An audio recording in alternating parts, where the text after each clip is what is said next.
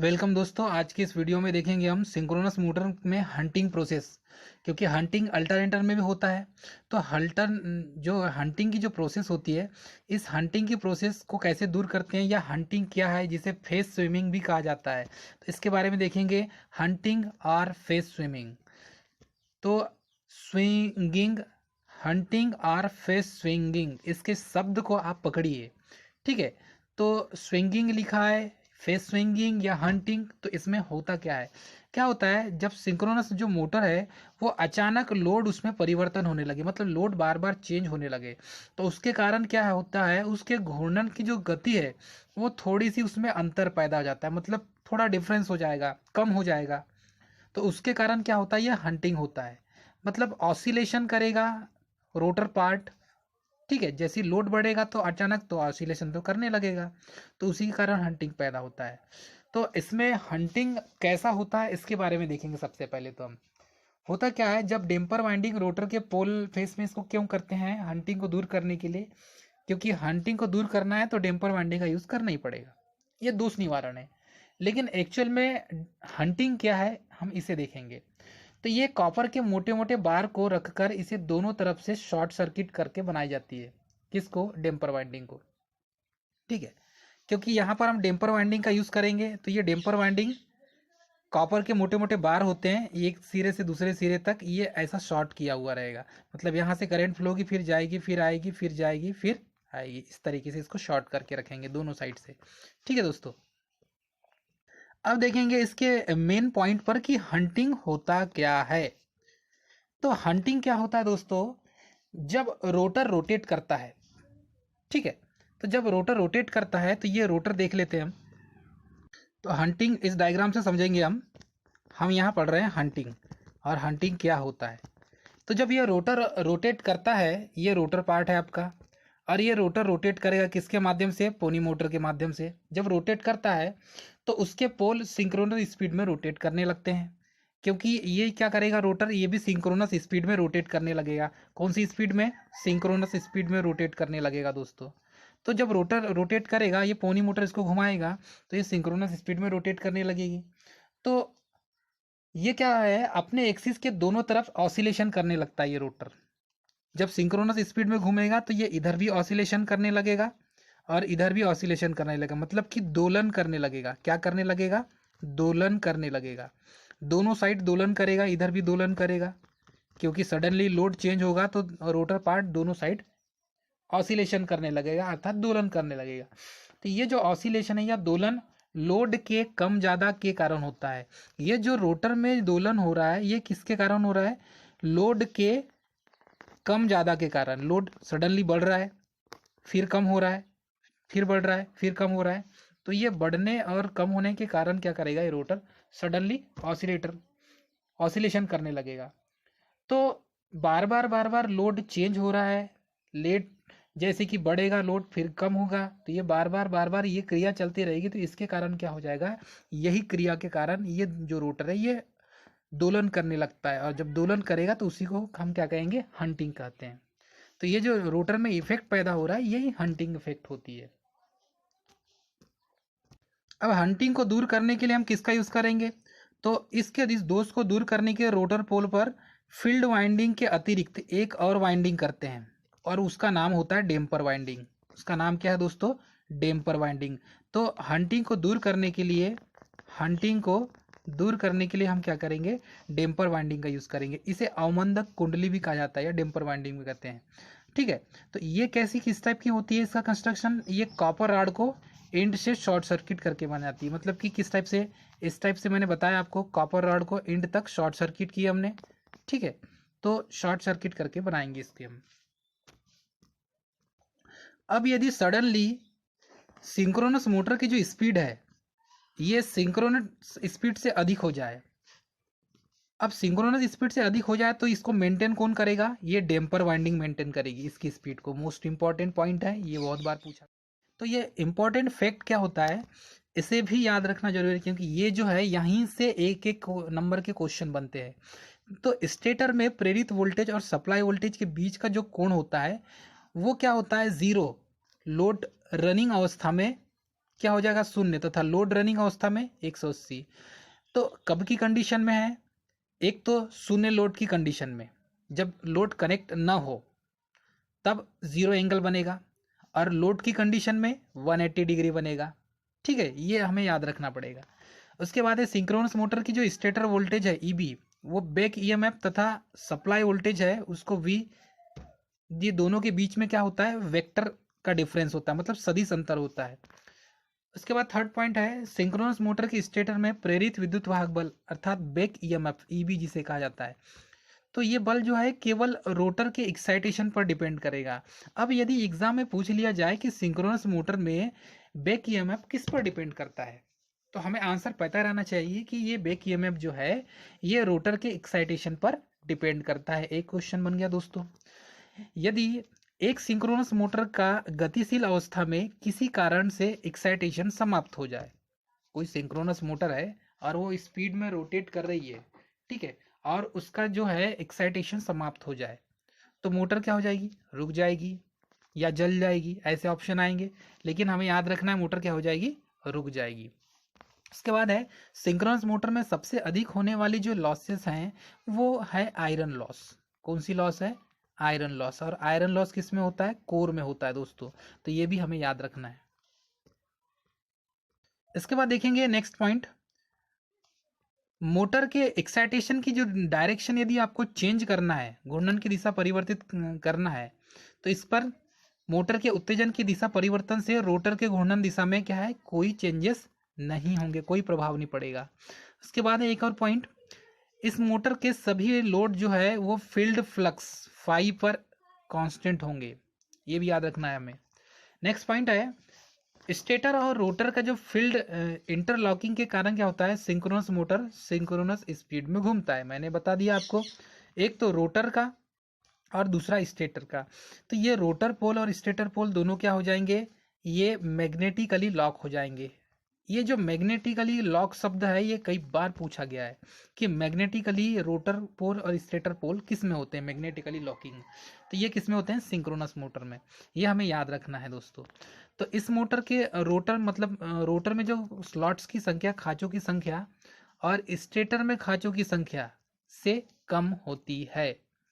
तो ये इस पॉइंट को मोस्ट इम्पोर्टेंट पॉइंट है, ये बहुत बार पूछा भी गया है कि सिंक्रोनस मोटर में रोटर के खांचों की संख्या कम होगी और स्टेटर में खांचों की संख्या ज़्यादा होगी। तो ये जो स्लॉट्स की संख्या है रोटर में कम होगी, ये हमें याद रखना है, जिसको हम एक्साइटर से घुमाते हैं। वाट जो है रोटर के इनपुट का अर्थ होता है प्रेरण मोटर या सिंक्रोनस वोल्टेज से होता है, क्योंकि यहाँ वाट लिखा होगा।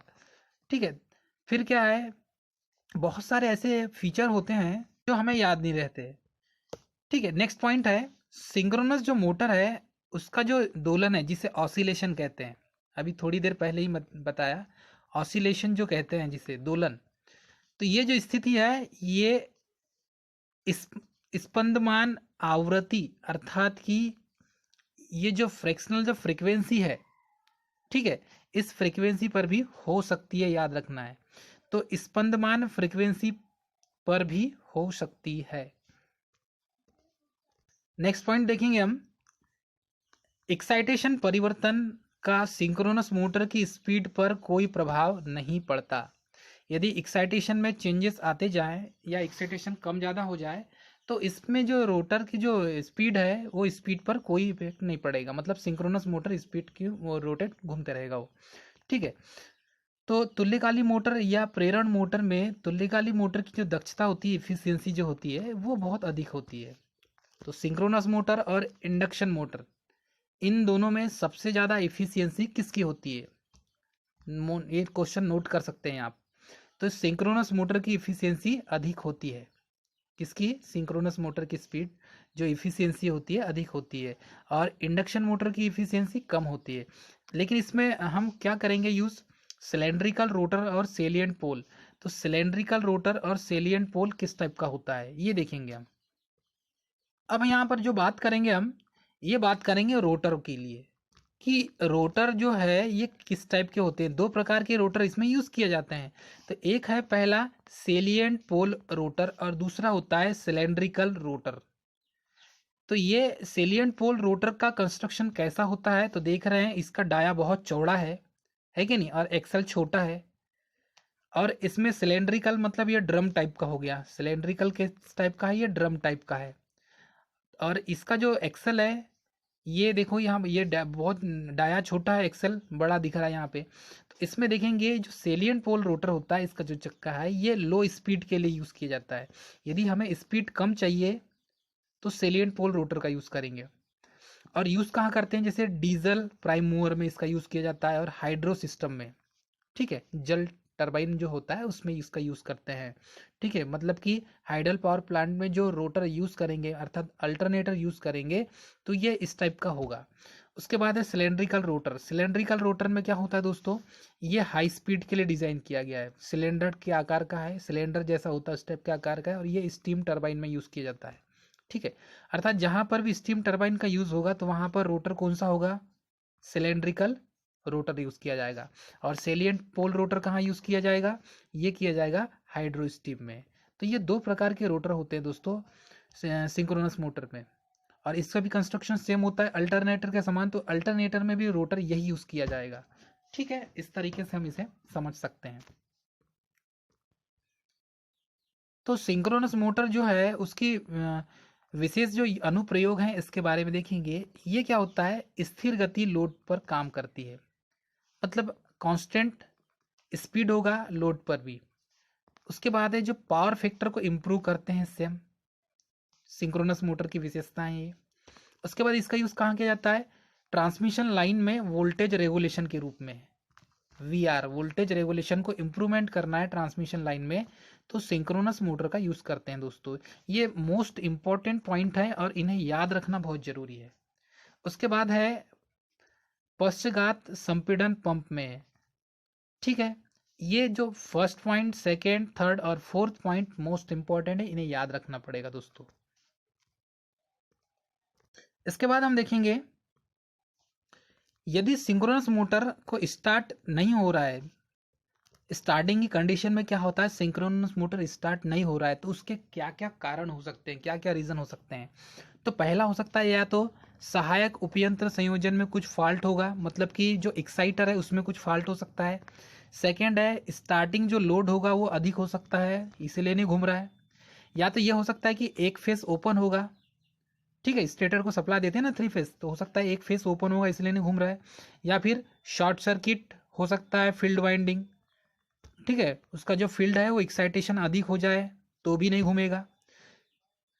उसके बाद हो सकता है कि यदि सिंक्रोनस मोटर 100 किलोवाट लोड पर ज़्यादा किफ़ायती पाया जाता है, यदि आप 100 किलोवाट का लोड लगाते हैं सिंक्रोनस मोटर में तो ज़्यादा इफिशियंट होगा सिंक्रोनस मोटर।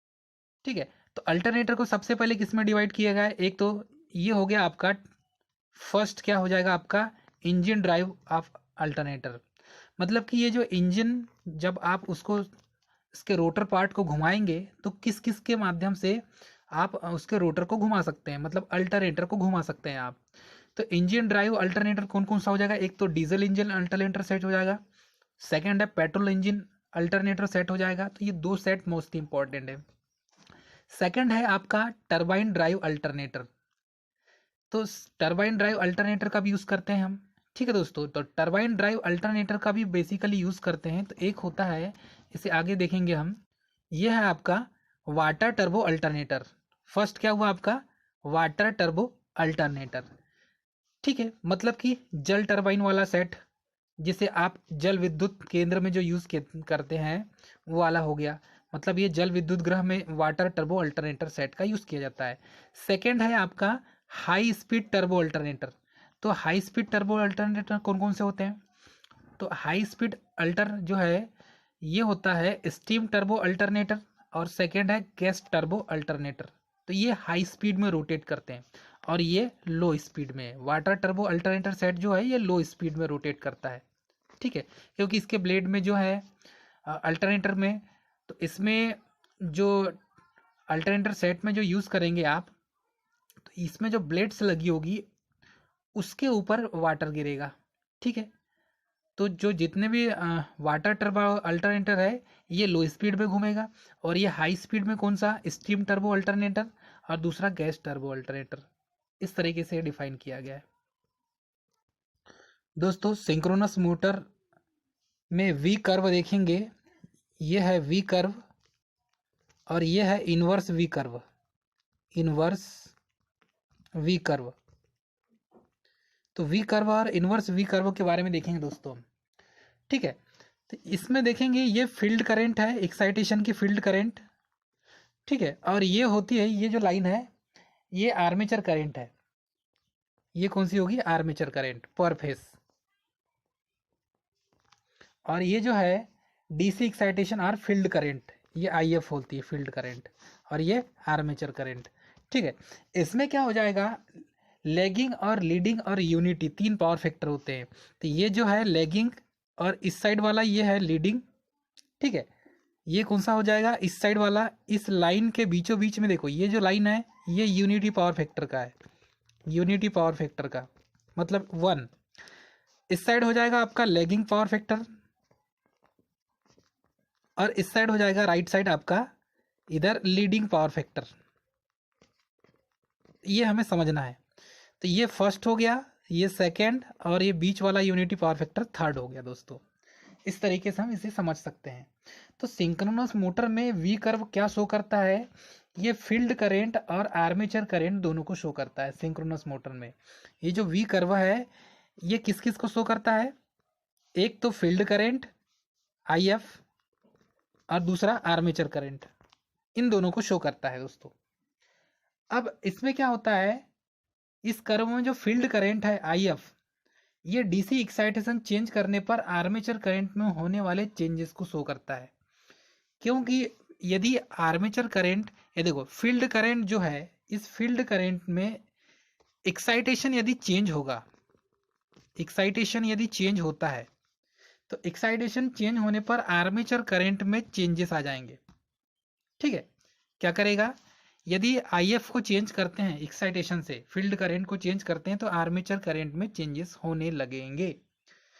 तो ये जो नॉर्मल एक्साइटेशन की कंडीशन होती है, नॉर्मल एक्साइटेशन की कंडीशन में पावर फैक्टर होता है यूनिटी अर्थात 1 होता है।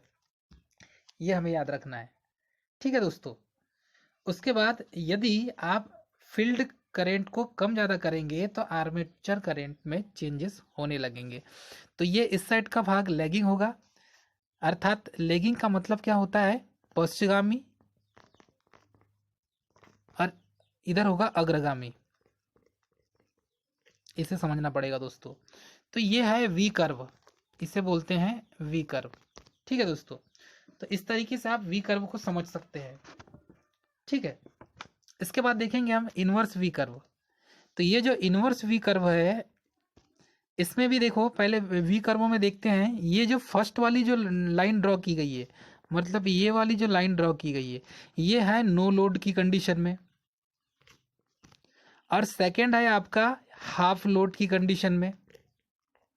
इस टाइप से कर्व बनेगा।